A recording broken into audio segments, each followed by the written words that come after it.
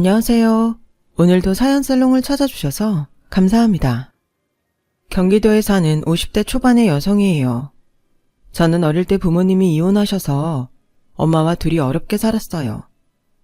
이혼한 아버지는 제가 중학교에 들어갔을 때 돌아가셨다는 소리만 들었지 얼굴을 제대로 본 적이 없었죠. 바쁘고 힘든 엄마가 저한테 신경 쓰지 않도록 뭐든 알아서 하는 게 어린 나이에 습관이 되었어요. 저는 엄마가 생계를 위해 갖은 고생을 하는 걸 보며 하루라도 빨리 이런 생활에서 벗어나고 싶다는 생각만 했어요. 얼른 어른이 돼서 답답한 환경을 떠나 자유롭게 사는 게 꿈이었죠. 대학교에 가서도 저는 공부를 하며 아르바이트를 해야 됐기 때문에 캠퍼스 생활을 즐기는 다른 애들과는 다르게 여전히 생활에 찌들어 있었어요. 그러다가 대학교 3학년 때 대학원에 다니는 남자 선배를 알게 됐어요. 제가 전공 수업에 들어가면서 처음 봤는데 선배는 저를 전에 봤다고 하더라고요. 선배는 제게 아주 적극적으로 다가왔어요. 이제 주말에는 다른 약속 잡지 마. 나하고만 만나는 거다. 저도 저 하고 싶은 게 있을 수 있잖아요. 왜 선배 말 들어야 되는데요?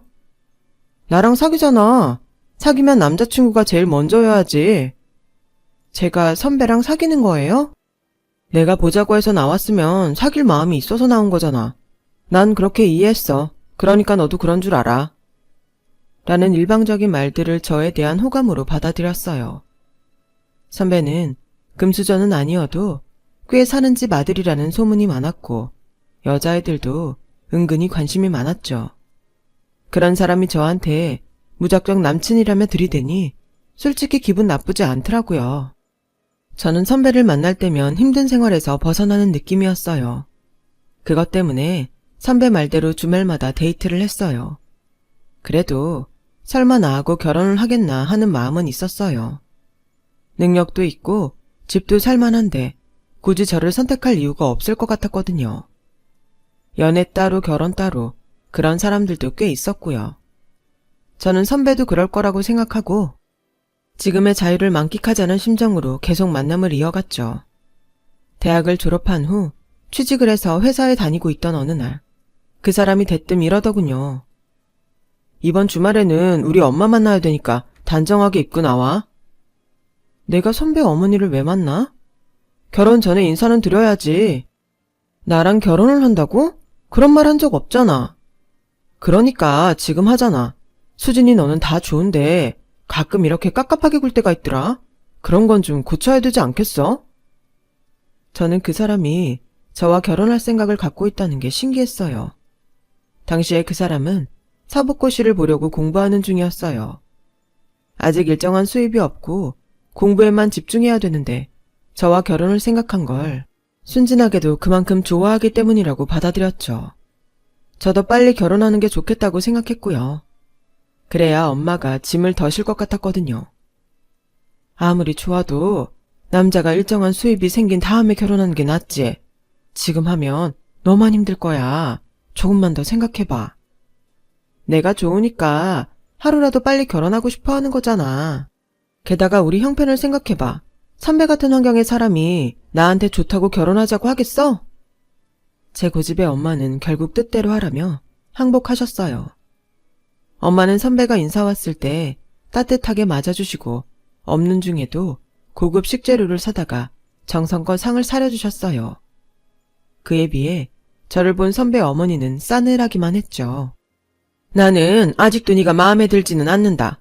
형식이가 비록 아버지를 일찍 여의었지만 우리 정도면 더 괜찮은 집안하고도 사돈 맺을 수 있거든. 그냥 너 하나 보고 결혼하겠다는데 내가 더 말릴 수가 없어서 어쩔 수 없이 허락하니까 네가 알아서 잘해야 된다. 지금이야 고시생이지만 미래의 변호사잖아. 라며 그날 혼수 목록 적은 걸 저한테 주는데 보기만 해도 기가 질렸어요. 웬만한 집도 그런 혼수를 하려면 부담이 크겠더라고요.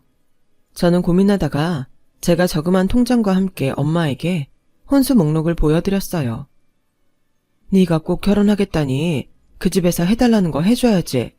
그 어머니도 변호사 될 자식이니 대접해달라는 거 아니겠니? 모자라는 건 어떻게든 해볼 테니 식장하고 드레스 같은 거나 잘 알아봐. 라고 하시는데 엄마한테 미안하고 고마웠어요. 엄마 부담을 덜어주려고 결혼을 서두른다는 게 더 큰 짐을 안겨준 꼴이 됐으니까요. 대신 결혼해서 더 효도하겠다고 마음속으로 다짐했죠.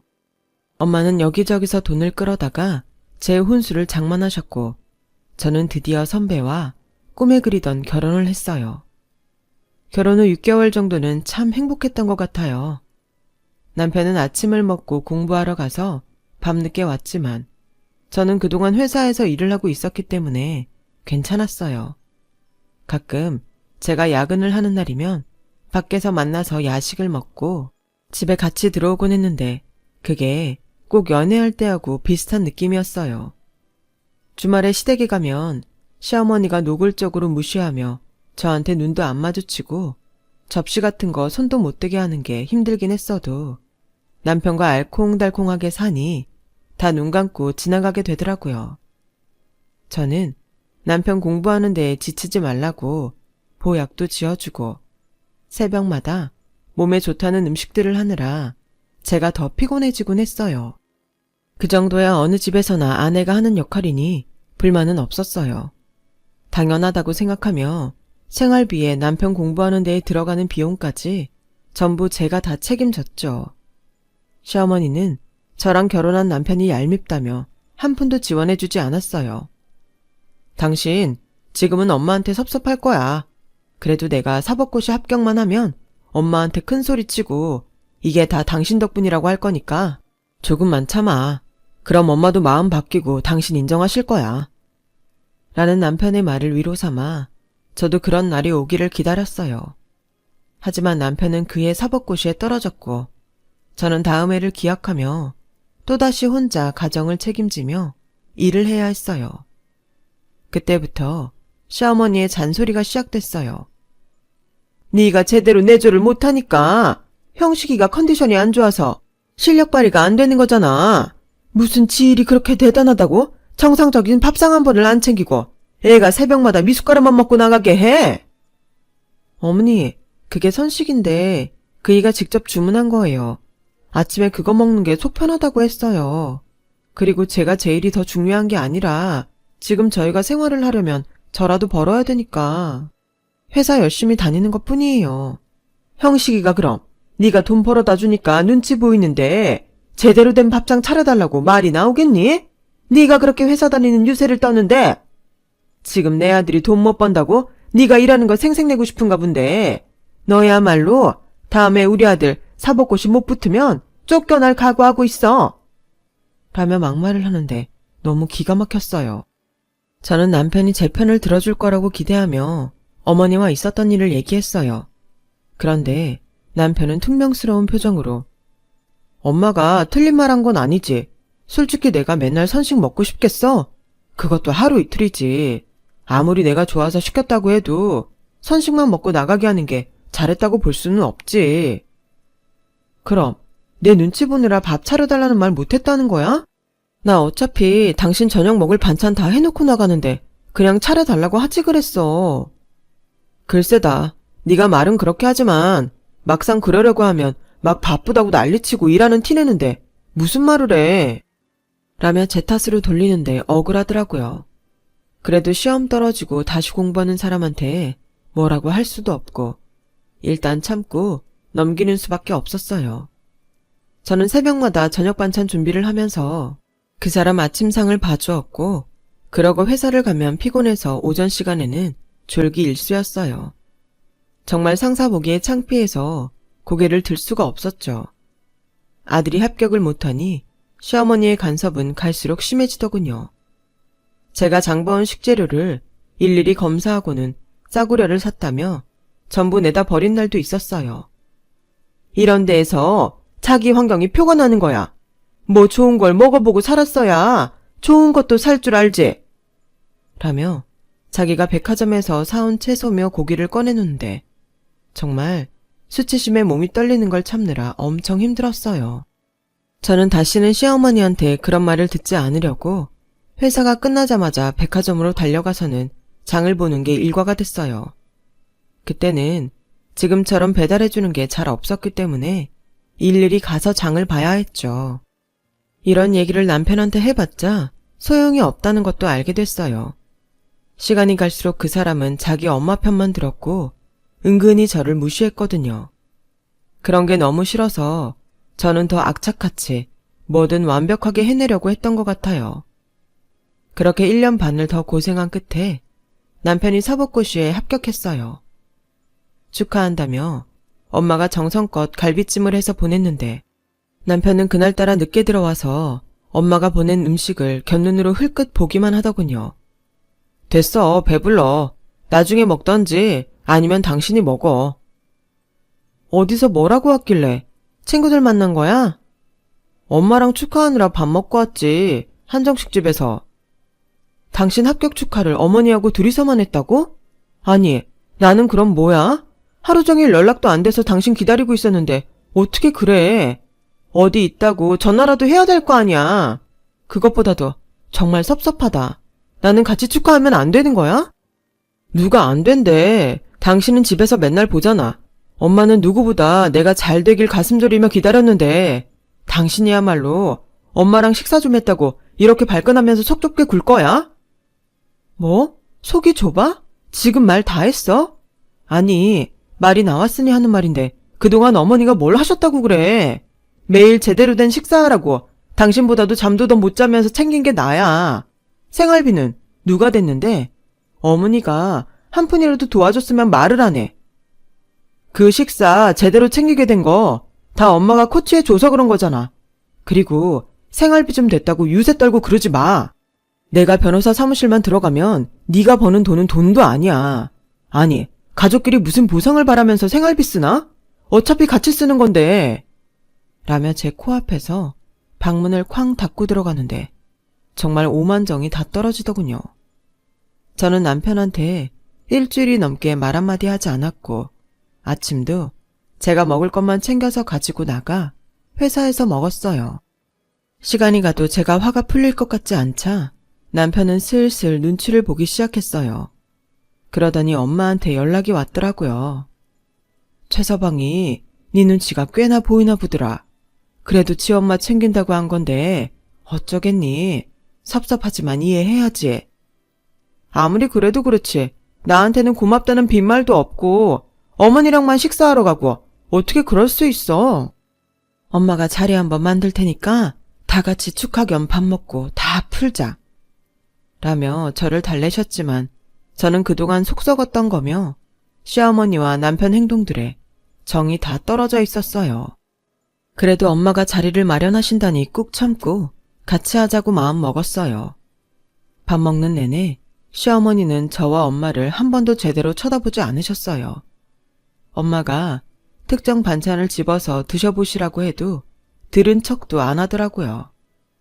저는 밥 먹는 내내 엄마한테 너무 미안했고 속이 부글부글 끓었죠. 식사를 마치고 남편이 같이 집에 가서 차 한잔을 하자고 그러더군요. 가만 보니 남편은 저와 엄마 기분에 아랑곳 없이 제일 신이 났더라고요. 저렇게 다른 사람 기분도 헤아릴 줄 모르고 자기만 좋으면 끝인 사람을 어디가 좋다고 결혼까지 했을까 싶고 제 발등을 찍었다는 생각만 들었어요. 그렇게 집에 와서 제가 부엌에 들어가 물을 올려놓고 차를 마실 준비를 하는데 막 화장실에서 나온 시어머니가 갑자기 소리를 꽥 지르는 거였어요. 아니, 여기도 내 반지 어디 갔어? 얘, 너 내 반지 어디다 뒀니? 내 루비 반지 말이야. 여기 딱 뒀는데 왜 안 보여? 라며 도끼 눈을 뜨고 저한테 씩씩대는 게 마치 제가 가져간 것처럼 말하더라고요. 전 계속 부엌에 있었는데 어머니 반지를 어떻게 알아요? 본 적도 없어요. 어디 딴 데 두신 거 아니에요? 얘 말하는 거 봐. 너 나를 지금 정신 오락가락하는 노인네 취급하는 거니? 시어머니 언성이 높아지자 안방에 있던 엄마가 나와서 무슨 일이라며 조심스럽게 저한테 물어보셨어요. 그런데 다음 순간 정말 믿지 못할 일이 벌어졌어요. 시어머니가 갑자기 엄마한테 달려들어서 머리채를 잡더니 이 못 베어먹은 거지 같은 것들 내 반지 내놔. 내 반지 어땠어? 그게 어떤 반지인데? 아니 갑자기 이게 뭐 하는 짓이에요? 이거 놓으세요 사돈. 사돈 좋아하시네. 이 도둑년들이 작당을 하고서 내 반지를 훔쳐가? 라는데 저는 눈앞에 보이는 게 없었고 바로 달려가서 시어머니를 확 밀쳐서 바닥에 넘어뜨렸어요. 어디다 대고 손찌검이에요? 댁이 뭔데 우리 엄마한테 난리야? 뭐? 댁? 너 말 다 했어? 다 안 했어요. 이런 교양 따위라고는 눈꼽만도 찾을 수 없는 인간들. 진짜 지긋지긋해. 내가 당신이나 당신 아들하고 다시 상종을 하면 인간이 아니다. 이게 보자보자니까? 라며 시어머니가 일어나 저한테 달려들었고 저는 다시 시어머니를 바닥에 내동댕이 쳤어요. 그때 슈퍼에 갔던 남편이 돌아왔고 저는 그런 남편을 본 척 만척하고 방에 들어가 짐을 대충 챙긴 뒤에 엄마와 그 집을 나왔어요. 뒤에서는 우리를 경찰에 신고한다며 악을 쓰는 시어머니 목소리가 들렸어요. 그리고 정말 저와 엄마를 신고했더군요. 반지를 훔친 거하고 폭력을 휘둘렀다는 이유로요. 하지만 반지는 시어머니 가방 속에서 나왔고 제가 밀친 것도 엄마가 당하고 있었기 때문에 결국에는 그냥 화해하라는 말만 나왔죠. 저는 경찰서를 나오자마자 이혼하겠다고 했어요. 누가 할 소리 지가 하는지 모르겠네. 선수 치면 뭐가 달라져? 라며 경멸하는 눈초리로 저를 보던 남편의 얼굴을 잊을 수가 없네요. 저는 마지막으로 남편에게 물어봤어요. 당신 나하고 왜 결혼했어? 왜긴 나보다 못하니까 묵묵히 말 잘 들을 거라고 생각한 거지. 근데 내가 아주 사람을 잘못 봤네. 아휴, 완전 쌈딱이야. 그래 맞아. 나 쌈딱이야. 그렇다고 쳐. 근데 네 엄마는 병원에 가보셔야 하는 거 아니야? 이제 정신이 좀 이상하신 것 같던데 반지도 조심하시라 전하고. 저는 그날 친정에 돌아와 억울함에 이불을 뒤집어 쓰고 밤새 숨을 죽이며 울었어요. 아침이 되자 엄마는 저에게 해장국을 끓여주시더니 인생에 큰 공부했다고 생각하자. 더 나쁜 일이 있었을 수도 있는데 이 정도로 끝난 걸 수도 있어. 엄마, 미안해. 내가 사는 게 너무 힘들어서 좀 잘 살아보겠다고. 엄마가 반대할 때 한 번 더 생각하지 못해서 이런 일이 생겼어. 나 때문에 엄마도 이상한 일만 당하고 정말 미안해. 미안하긴 네가 왜 미안해. 네 잘못 아니야. 그 인간들이 몹쓸 것들이지. 하며 저를 위로해 주셨어요. 저는 이혼 후 한동안 남자라면 지긋지긋해서 쳐다도 보기 싫었어요. 일만 하고 집에 돌아와서 엄마와 함께 시간을 보내는 게 제 일과의 전부였어요. 그렇게 2년쯤 지난 어느 날 엄마의 하나뿐인 오빠이자 저의 외삼촌이 지병으로 돌아가셨어요. 가족이 없었던 외삼촌의 장례는 저와 엄마가 치루었고 엄마는 계속 슬픔에 잠겨 계셨죠. 그런데 장례 절차가 모두 끝나고 난 후 변호사가 찾아왔어요. 김성호 씨가 김정혜 씨 앞으로 유산을 남기셨습니다. 알고 보니 외삼촌이 싸게 사두었던 땅이 재개발로 값이 몇 배는 뛰었고 외삼촌은 거기에 건물들을 지어서 갖고 있었던 거였어요. 엄마는 그 사실을 알고도 외삼촌 재산이라며 욕심을 내지 않았는데 외삼촌이 돌아가시면서 엄마 앞으로 남기셨더라고요. 저희는 방 2개짜리 빌라에 전세로 살던 처지에서 갑자기 빌딩 몇 개를 가진 건물주가 되어버렸어요. 엄마, 이게 꿈이야 현실이야? 나 아무리 봐도 안 믿겨져. 그러게 말이다. 우리한테도 이런 날이 오는구나. 엄마 이제 고생하지 않아도 돼서 너무 좋다. 나 사실 외삼촌이 엄마 고생하는 거 나 몰라라 하는 것 같아서 좀 원망스러울 때도 있었거든.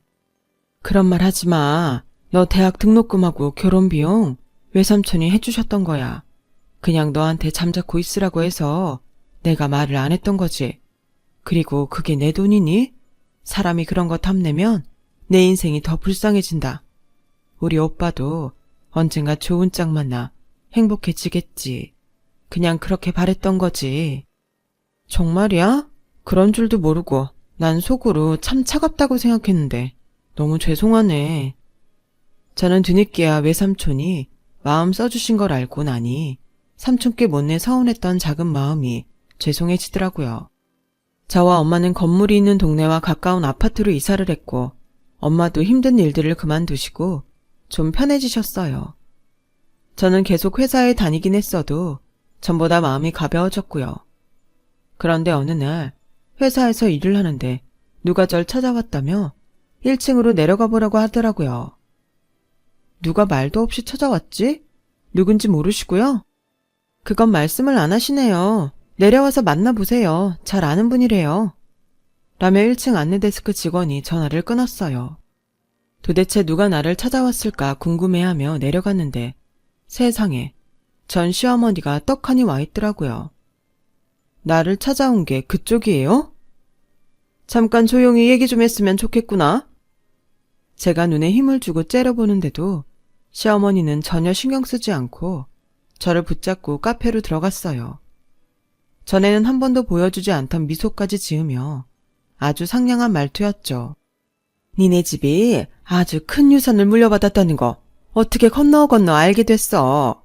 그래서 말인데 우리 형식이하고 다시 재결합했으면 좋겠구나. 네가 형식이 많이 좋아했잖아. 뭐라고요? 이거 제가 잘못 들은 거 아니죠? 우리 형식이랑 다시 살아라. 그때야 니네가 너무 우리 집에 걸맞지 않았는데 이제는 우리 사돈이라고 해도 어디 가서 부끄럽지도 않고 너도 이혼녀 딱지보다는 변호사 남편 있다고 하는 게 훨씬 나은 인생으로 보이잖아. 서로 좋은 건데 안 할 이유가 없지? 와, 지금 내가 제대로 들은 거 맞죠? 살다 그쪽처럼 뻔뻔하고 기가 막힌 사람들은 처음 보네요. 그래요. 누가 이상한 건지 한번 보죠. 라고 혀를 차며 그 자리에서 일어나 큰 소리로 저 좀 보세요. 제 앞에 앉은 이 사람이 제 전 시어머니인데요. 결혼생활 2년 동안 저 한 번도 인간 취급 안 하고 우리 엄마를 자기 반지 도둑으로 몰아서 경찰에 신고까지 했거든요. 그런데 우리 집이 유산 물려받아서 부자 됐다는 소리 듣고 와서 저보고 자기 아들하고 재결합하라고 하네요. 이게 맞다고 생각하세요? 라며 카페 안에 있는 사람들한테 떠들자 시어머니는 당황해서 어쩔 줄 몰랐죠. 제가 그렇게 나올 줄은 몰랐나 봐요. 카페 안은 금세 시끌시끌해졌어요. 그러더니 어떤 아줌마가 용감하게 저희한테 와서 하여간 시자 붙은 것들은 이런 게 문제라니까. 지들이 무슨 대단한 사람들인 줄 알아. 나도 시댁이라면 이가 갈리는 사람인데 이런 시자는 보다 처음이다. 어떻게 그렇게 낯짝이 두꺼워요. 정말 뻔뻔하네. 라며 시어머니를 비난했고 사람들도 저마다 한마디씩 했어요. 자기도 시어머니라며 시댁 우스운 꼴 만들지 말라는 사람도 있었고 아들 가진 게 그렇게 유세냐며 화를 내는 사람도 있었죠. 시어머니는 얼굴이 벌개져서 고개를 제대로 들지 못했어요. 너는 어떻게 사람을 이렇게 망신을 줄 수가 있니? 기껏 생각해서 찾아왔는데. 생각은 무슨 생각? 당신 아들 배불리 처먹일 생각이나 했겠지. 그리고 이게 망신스러운 일인 줄은 아나 보지? 한 번만 더 찾아와봐. 그땐 이보다 더 큰 망신 당하게 할 테니까. 라고 하자 시어머니는 뒤도 안 돌아보고 자리에서 도망쳤어요. 그리고 한 일주일 정도는 전 남편이 전화로 저한테 사정하는 소리를 들어야 했어요. 수진아, 내가 그때는 생각이 짧았어. 정말 미안해. 아니야.